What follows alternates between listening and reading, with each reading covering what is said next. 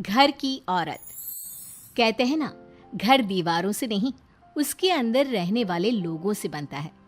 लेकिन क्या हो जब घर के लोग ऐसे हो? सारा दिन खाती रहती हो, सोती रहती हो, कोई काम नहीं है तुम्हारे पास।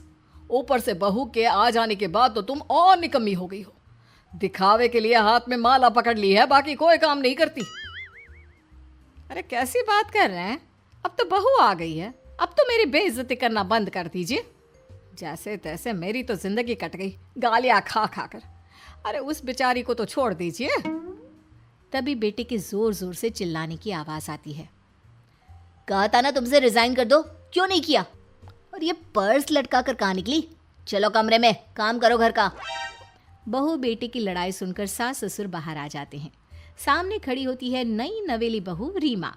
देख लीजिए माँ जी, शादी से पहले तो मेरे माँ पापा के सामने कहा था कि शादी के बाद नौकरी करने देंगे, लेकिन अब क्या कह रहे हैं? तो तुम माँ जी को क्यों बोल रही है बहू? तब उसका मन रहा होगा, अब नहीं है। पर पिताजी, उसके मन से मेरा करियर तो नहीं चल सकता ना। ससुर को बहू की बात पर गुस्सा आ जाता है। वो बेटी की तरफ देखता है। पापा से जबान लड़ाती है, रुक। ये बोलकर वो पत्नी को खींचकर कमरे में ले जाता है और बंद कर देता है। ये सब देखकर सास दुखी हो जाती है। पति के जाने के बाद सास बेटी से कहती है, देख बेटा, अब जमाना कुछ और है। तेरे पिता ने घर में औरतों की कद्र नहीं की, लेकिन तू ऐसा ना बन। शहर की समझदार पढ़ी लिखी लड़की से शादी की है तूने, उसका ख्याल रखा कर, तमीज से पेश आया कर। जा, बहू को कमरे से बाहर ले आ। लेकिन बेटा नहीं मानता और बहू कमरे में सारा दिन बंद रहती है। शाम को बेटा बाहर जाता है कि सास चाय और बिस्कुट लेकर बहू के कमरे में जाती है। बहू बेटा ये ले, चाय पी ले। रो रो कर कैसी शक्ल बना ली है बेटा। माँ जी, ये कैसे लोग हैं? आप कैसे मैनेज कर रही हैं? ऐसे थोड़ी ना होता है माँ जी। घर की औरतों को तो पिताजी और ये इंसान समझते ही नहीं। क्या करूं बेटा, मैंने तो जैसे तैसे सह लिया, लेकिन तू ना सहना। दोनों बात कर ही रहे थे कि ससुर आ जाते हैं। अच्छा, तो अब बहू को भड़का रही हो? बहुत दिन हो गए मार खाए, अब क्या बहू के सामने खाओगे?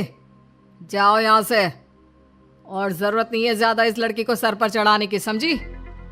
बहू को ससुर की बात पर गुस्सा आ जाता है, लेकिन वो कुछ नहीं कहती। आए दिन बहू देखती है कि कैसे उसकी सास और उसके साथ उसका ससुर और पति गंदा व्यवहार करते हैं। फिर एक दिन, ये क्या बनाया है? खाना बनाना नहीं आता क्या? ये बोलकर वो खाने की भरी सारी थाली फेंक देता है। अरे बेटा कोई बात नहीं, शांत हो जा, मैं अभी बाहर से कुछ मंगवा देता हूँ। हाँ पापा, ऑर्डर करिए। ऐसे खाने से तो पेट भरने से रहा।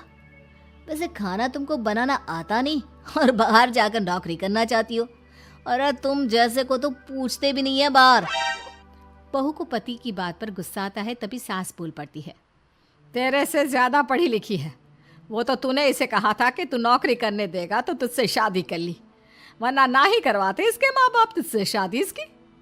और कमाती भी ये तेरे जितना ही है बेटा। बहू हैरान रह जाती है कि जो सास खुद के लिए एक बार भी खड़ी नहीं हुई, वो उसके लिए बेटे को भी भला बुरा सुना रही है। उसकी नज़र में सास की इज्जत और बढ़ जाती है। वो सास को देखकर ये सब सोच ही रही थी कि उसके कान में एक जोर से चांटे की आवाज आती है। किसको किसको मार पड़ी? वो देख ही रही होती है कि उसकी नज़र जमीन पर बैठी सास पर पड़ती है। अभी तो धीरे से मारा, फिर जुबान खोली ना तो ऐसा मारूंगा कि कान के पर्दे फट जाएंगे। सास रो रही थी। बेटा और पति वहां से चले जाते हैं। पिताजी अच्छा किया माँ को जोर का चांटा लगाकर, आगे से जबान खोलने से पहले 4 बार सोचेंगी। बड़ी आई। दोनों हंसते हुए वहां से निकल जाते हैं। बहू सास को उठाती है और पानी देती है। मैंने ये दिन रोज देखे हैं बहू, लेकिन तू नहीं सहना। तू अपना जीवन अपने अनुसार जीना। शादी के वक्त मैंने तेरी माँ से बात करने की कोशिश की थी, उन्हें बताया था, लेकिन वो नहीं मानी। बहू सास को पकड़कर रोने लगती है। वो इसलिए नहीं मानी क्योंकि वो मेरी सगी माँ नहीं है। माँ जी, जिस तरह से आप मेरे लिए खड़ी हुई है ना, मेरी माँ भी नहीं हुई। बेटा मैं तेरा भला चाहती हूँ, तू नौकरी इस घर में रहकर तो नहीं कर पाएगी, एक काम कर, इस घर से चली जा, पैसे कमा और खुश रह। माँ जी, हो सकता है कल तक मैं आपके इस फैसले को मान जाती, लेकिन आज नहीं। माँ जी, आप यहाँ इस नर्क को झेले और मैं आपको छोड़कर चली जाऊं?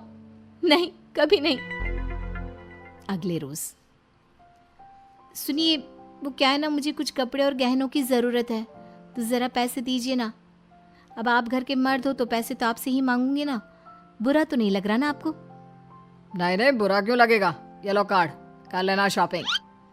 अगले रोज, बिजली का बिल आया है 10,000 का, भर दीजिएगा। इतना बिल कैसे आ गया? बेटा वो क्या है ना, सारा दिन बहू घर में रहती है तो कमरे में एसी और टीवी चलता रहता है। अब कम से कम बाहर जाए तो 4 पैसे कमा कर लाए, लेकिन हम लोगों को थोड़ी ना औरत की कमाई खानी है, वो तो मर्द ही करता है ना। पति पर्स देखता है और फिर हाँ माँ, ठीक बोल रही हो, खैर चलता हूँ, ऑफिस का वक्त हो गया है। पति ऑफिस से पिता को फोन करता है। पापा, घर के खर्चे तो बढ़ते ही जा रहे हैं, ऊपर से महंगाई आप देख रहे हैं।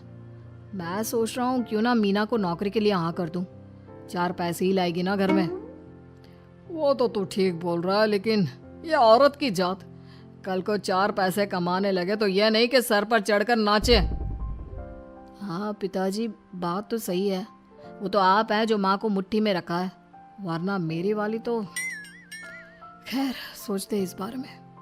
शाम को पूरा परिवार साथ बैठा होता है। वो कल पनीर की सब्जी बनानी है तो थोड़े पैसे देकर जाना। और हाँ, कीर्तन भी रखा है संडे को, उसके लिए सामान की लिस्ट बना दी है, ले आना। पापा को दे दो, वो ले आएंगे। अरे पापा कहाँ से ले आएंगे, मेरे पास नहीं है पैसे वैसे। लो, पैसे ही नहीं है? मेरे पापा की जेब तो हमेशा नोटों से भरी रहती है। बेटा, लक्ष्मी को जो पूजता है ना, उसके पास लक्ष्मी रहती है। जो घर की औरतों को मारे पीटे, वो भला कैसे लक्ष्मी का लाभ ले सकता है? वाह वाह, क्या बात है, तो जबान खुल रही है तुम्हारी। लगता है भूल गई पुरानी मार और डांट, क्या? हाँ माँ जी, शांत हो जाइए, मैं नहीं देख सकती आपको मार खाता, और फिर हो सकता है कि मैं आपको बचाने आऊँ तो ये भी मुझे मारे। ठीक है बहू, मैं कुछ नहीं कहती, तू ये लिस्ट बस दे दे, मैं चली आराम करने। फिर अगले रोज, सुनिए जी, वो मायके जाना है, वो क्या है ना, शादी के बाद से गई नहीं, तो ट्रेन की टिकट बुक करवा देना। तो मैं भी तो साथ जाऊंगा ना तुम्हारे। तो ठीक है, फिर फ्लाइट की ही टिकट करवा दीजिए। वो क्या है ना, अच्छा थोड़ी ना लगता है, आप पहली बार मेरे साथ जा रहे हो और हम ट्रेन से चले, ठीक है ना? पति ऑफिस जाता है, जहाँ उसका दोस्त कहता है, अरे क्या हो गया यार, परेशान सा दिख रहा है, तेरी तो नई नई शादी हुई है, भाभी परेशान कर रही है क्या? अरे नहीं यार, तू तो जानता है थोड़ी सी कमाई में घर चलाना मुश्किल हो रहा है, तू कैसे मैनेज करता है यार? कैसे क्या यार, तू जानता है ना मेरी बीवी रिया को, वो टीचर है, फिर घर में ट्यूशन करती है, साथ में बच्चे भी पढ़ लेते हैं। यार, घर नाम की गाड़ी दोनों पहियों के साथ चलने से ही चलती है, वो भी कमाती है और मैं भी, और चल रहा है घर बस। पति को दोस्त की बात समझ में आती है, लेकिन पिता का ज्ञान कैसे भूल सकता था? भाई, कल को सर पर चढ़कर नाचने लगी तो। शाम को घर आता है, जहाँ उसकी बुआ और उसका बेटा बैठे होते हैं। अरे आ गया लल्ला, कैसा थका थका सा लग रहा है, सब ठीक है ना? नमस्ते बुआ, कैसे आना हुआ? कैसा है रमेश? भाई को तो भाई की याद ही नहीं आती। अरे नहीं नहीं भैया, याद नहीं आती तो यहाँ कैसे आता, ये लीजिए मेरी शादी का कार्ड, जरूर आना। पति कार्ड खोलता है। डॉक्टर रश्मि, अरे वाह, तेरी होने वाली बीवी डॉक्टर है। और क्या भैया, आपकी बीवी इंजीनियर तो मेरी डॉक्टर। तभी वहाँ सास आ जाती है। अरे जब घर में ही बिठाना है बेचारी को, तो काहे का इंजीनियर है, तो काम वाली ही, घर का काम करती है और आराम। इतनी पढ़ी लिखी लड़की को घर पर क्यों बिठा रखा है? अरे बहू कहीं झोला छाप डिग्री तो नहीं लेकर आई है? पत्नी की बुराई सुनकर पति को गुस्सा आता है। नहीं बुआ, यूनिवर्सिटी टॉपर है मेरी मीना, और हाँ, बड़ी कंपनी में काम भी करती है। बस शादी के बाद कुछ महीनों की छुट्टी ली थी, अगले हफ्ते से ऑफिस शुरू हो जाएगा। क्यों मीना? तभी ससुर आ जाते हैं। हाँ, लेकिन फिर घर का काम कैसे होगा? और पैसे कमाने लगेगी तो सर पर। पिता की बात पूरी नहीं हुई कि बेटा, सर पर चढ़ने का हक है उसका पापा। पत्नी है वो मेरी, यानी मेरे घर की रानी। और रानियां तो सर का ताज होती है। क्यों मीना? मीना पति की बात सुनकर शर्मा जाती है। वाह बेटा, तू सही समय में समझ गया कि औरतों की इज्जत करने वाले घर में शांति और लक्ष्मी का वास होता है। घर का बंटवारा। अरे विनोद, तूने हलवाई को सारा सामान तो दे दिया है ना? अक्षय की शादी में कोई कमी नहीं रहनी चाहिए। आखिर सबसे छोटा भाई है तुम सबका। हाँ माँ, आप चिंता मत करो, मैं पूरा ध्यान रखूंगा। मंगल बेटा, तूने तो कहा था कि फूल का ऑर्डर दे दिया है, यहाँ तो फूल पहुँचे ही नहीं। अब क्या बहू की विदाई के बाद फूल आएंगे? माँ, मैंने अभी बात की है फूल वाले से, वो रास्ते में ही है। आप किशोर भैया से क्यों नहीं कहती कुछ करने को? किशोर पहले ही मेरे बताए काम कर रहा है। पास के सभी रिश्तेदारों और मोहल्ले वालों को कार्ड वही तो देकर आया था। रिसेप्शन के लिए हॉल भी उसी ने बुक किया था। टेंट कुर्सी वालों को भी तो वही देख रहा है। पर कई मोहल्ले वाले तो हमारे भरे पूरे परिवार से जलते भी है, उन्हें बुलाने की क्या जरूरत थी? बेटा, शादी ब्याह में तो बुलाना ही पड़ता है, नहीं तो लोग क्या कहेंगे। दादी दादी देखो ना, हलवाई अंकल हमें लड्डू नहीं दे रहे, आप इनको डांटो ना। अरे चैन सुख दे देना बच्चों को लड्डू, क्यों तंग कर रहा है इन्हें? बीबी जी, मैं कहाँ मना कर रहा हूँ, लेकिन लड्डू बनते ही ये बच्चे उठा उठा कर खा लेते हैं। अरे मैं तो इन्हें थाल में रख के परोस भी नहीं पा रहा। भागो, अब कोल्ड ड्रिंक पीने चलते हैं। भागो भागो, अब कोल्ड ड्रिंक पीने चलते हैं। जैसे कि आप देख रहे हैं, आज इस घर के सबसे छोटे बेटे अक्षय की शादी है। घर में बहुत चहल पहल है। कुलभूषण की बीवी कमला को फुर्सत ही नहीं है कामों से, लेकिन कुलभूषण और घर के बाकी लोग कहाँ हैं? आइए देखते हैं। अजी, आप यहाँ आराम से बैठकर गाने सुन रहे हो और घर में अभी तक इतने काम बचे हैं करने को। अरे भाई, मेरे सबसे छोटे बेटे की शादी है, इसके बाद तो मैं अब चिंता मुक्त हो ही जाऊंगा।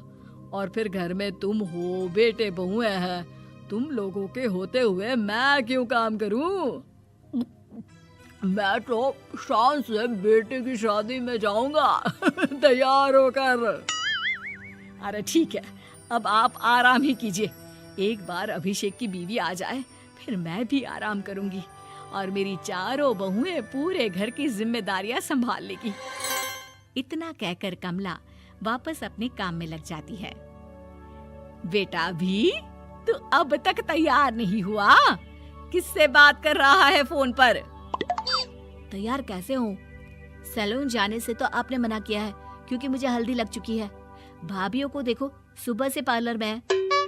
अक्षय की शादी हो जाती है और नंदिता बहू बनकर घर आ जाती है, लेकिन इस घर की खुशियों को मानो किसी की नजर लग गई थी। नंदिता के आने के बाद आए दिन घर की शांति भंग होती रहती। अपने माँ बाप की इकलौती बेटी को इतने बड़े परिवार की जिम्मेदारियां कहाँ संभालनी थी। अभी देखो ना, मेरे हाथों की मेहंदी भी अभी नहीं उतरी है और तुम्हारी मम्मी ने मुझे घर के कामों में लगा दिया। मैंने सोचा था कि घर की सबसे छोटी बहू होने के कारण मुझे सब पलकों पर बिठा के रखेंगे, पर यहाँ तो पलक झपकने की भी फुर्सत नहीं मिलती। देखो नंदू, शादी के पहले ही मेरे घर वालों ने तुम्हें और तुम्हारे पेरेंट्स को बता दिया था कि मैं जॉइंट फैमिली में रहता हूँ, तो फिर अब ये शिकायत क्यों? और फिर तुमसे पहले मेरी भाभियाँ भी तो आई थी शादी करके, उन्होंने तो कभी कुछ नहीं कहा। नंदिता तब तो चुप हो जाती है, लेकिन ऐसा बहुत दिनों तक नहीं चलता। अरे नंदिता, माँ बाबूजी की दवाई का टाइम हो गया है, उन्हें दवाई दिलाओ और उसके बाद सबके लिए नाश्ता बना देना। पर भाभी, मैं तो अभी अपना फेवरेट सीरियल देख रही हूँ। प्लीज मेरी जगह आप कर लो ना ये काम। ठीक है, मैं तेरी जगह माँ बाबूजी को दवाई दे आती हूँ और नाश्ता बना लेती हूँ। तू मेरी जगह पूरे घर की डस्टिंग करके 5 बच्चों को स्कूल के लिए तैयार करके भेज देना और दोपहर का खाना बनाने के बाद कपड़े धोकर सुखा देना। उसके बाद हम दोनों मिलकर बाजार जाकर सब्जी ले आएंगे, फिर डिनर की तैयारी कर लेंगे और उसके बाद बस बस भाभी, मैं माँ बाबूजी को दवाई देकर सबके लिए नाश्ता बना देती हूँ। हे भगवान, ये कहाँ लाकर फंसा दिया मुझे। मेरे घर में तो गिनती की 8 रोटियाँ और 2 सब्जी बनती थी और नाश्ता निपट जाता था। यहाँ तो रोटियों का ढेर और सब्जियाँ बड़े बड़े पतीलों में बनानी पड़ती है। नाश्ता बनते बनते लंच का टाइम हो जाता है और लंच बनते बनते डिनर का। अभी मुझ में तुम्हारे पूरे परिवार का नखरा उठाने की और ताकत नहीं बची। मैं ऐसे नहीं रह सकती। अरे तो क्या चाहती हो तुम? मुझे अलग रहना है बस। तो ठीक है, हम कल ही शिफ्ट हो जाएंगे किराए के घर में। इतना बड़ा घर होते हुए हम किराए पे क्यों रहेंगे? ना जी ना, घर में ही दीवार खड़ी करो अपने हिस्से के आगे। घर के साथ साथ घर की खुशियों में भी दीवार खींच जाती है। ऐसे ही कई महीने बीत जाते हैं और नंदिता माँ बन जाती है। बच्चे के आने से अभिषेक के कंधों पर खर्चों का बोझ आ पड़ता है।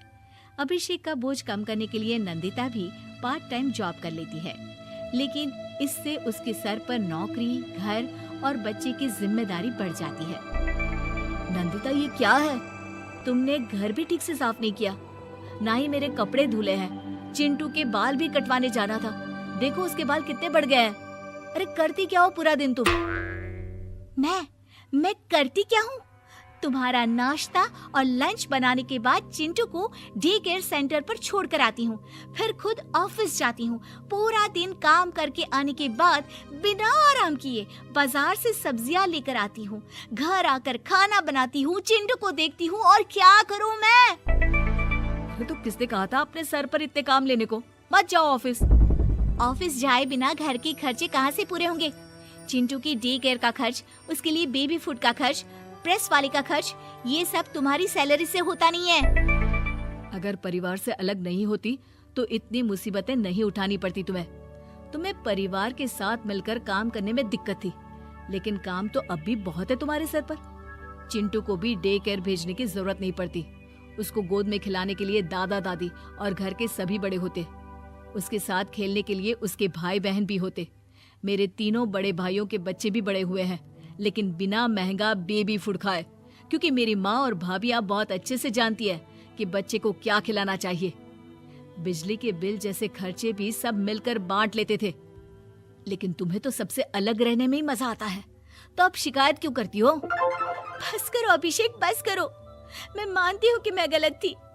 मेरे एक गलत फैसले ने हमें बिल्कुल अकेला कर दिया है सबसे। एक घर में होते हुए भी हम बाकी परिवार से अजनबियों की तरह रह रहे हैं। अभिषेक और नंदिता की सारी बातें घर के बाकी लोगों को सुनाई दे रही थी। तभी कमला बोल पड़ती है। अरे नंदिता बहू, किसने कहा कि तुम अकेले हो? तुम्हारा इतना भरा पूरा परिवार है ना तुम्हारे साथ। हम तो बस ये चाहते थे कि तुम अपनी गलती समझ जाओ।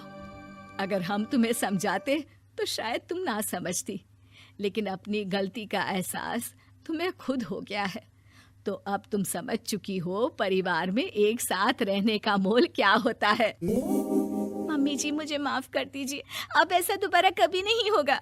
अरे माफी बाद में, पहले मेरा पोता जरा मेरी गोद में तो दे और तू जाकर सबके लिए चाय बना ला।